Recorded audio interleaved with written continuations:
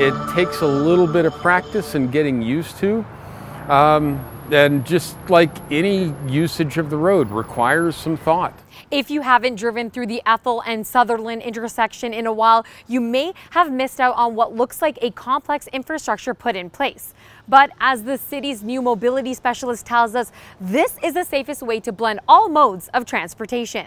It's called a two-stage crossing. So instead of making that left-hand turn in that motor vehicle travel lane and kind of like, being in the middle of everything with cars passing on either side, what you're actually doing is just crossing on one end of the intersection and then turning your bike and crossing on the next end of the intersection. It applies to people that aren't quite comfortable mixing with traffic, cycling with traffic, getting into the lane with left-turning cars. Not exactly the most comfortable thing to do until you get comfortable with it. And he shows us how it's done. Coming down here to do a box left,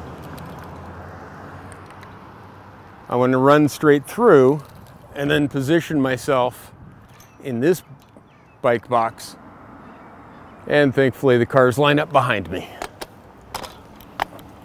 When we're building out these kind of facilities, the less that we can have cyclists and people on bikes interact with motor vehicles directly and navigate that space and really kind of like own their own space. That's really hard for most people to do that aren't young, kind of a little bit more risk takers. It's harder for like a family of 4 to do when they're on a ride.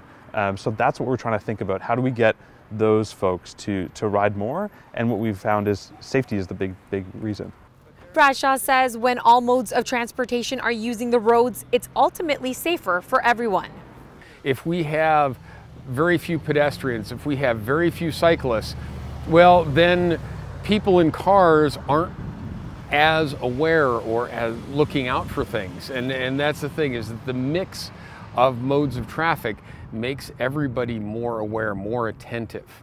Compared to last year, on an average day, the city has seen an increase of 60% of residents using their shared paths. Sarita Patel, Castanet News, Kelowna.